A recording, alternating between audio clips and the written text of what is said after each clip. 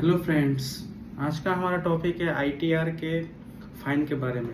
Friends, आपको अगर पता नहीं हो तो मैं बता दूं, अगर आपका इनकम 5 लाख से ऊपर है तो आपको 5000 का फाइन है, डिले फाइलिंग ऑफ आईटीआर।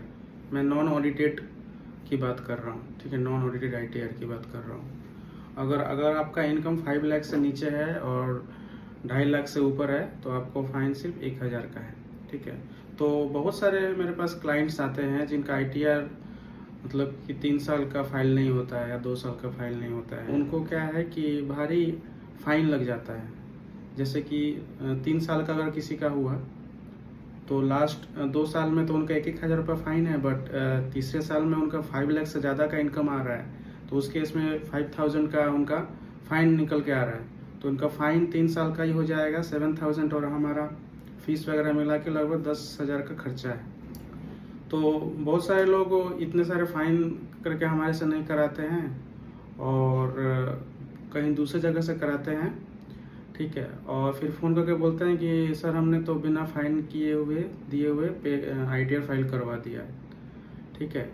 तो फिर क्या होता है कि हमें समझ में नहीं आता ये कैसे फाइल करा दिया। तो फिर क्या होता है कि 1 महीना बाद उनका फिर कॉल आता है कि उनके पास 3 नोटिस आता है, ठीक है, 1000, 1000 और 5000 का।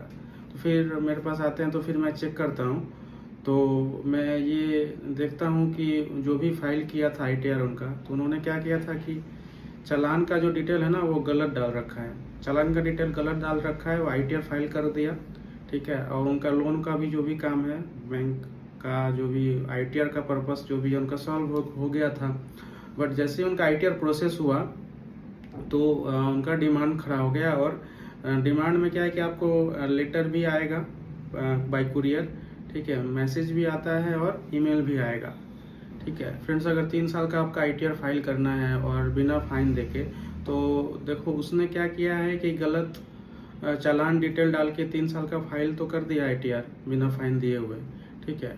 बट बाद में तो उसे नोटिस आना ही आना है, उसको पे करना ही करना है, ठीक है। तो फ्रेंड्स, ऐसे ऐसे आप काम मत कराइए, ठीक है। नोटिस आना सही नहीं है डिमांड का, क्योंकि उसको आपको पे करना ही करना है। जब तक आप नहीं पे करोगे तब तक आपके पोर्टल पे वो शो होता रहेगा।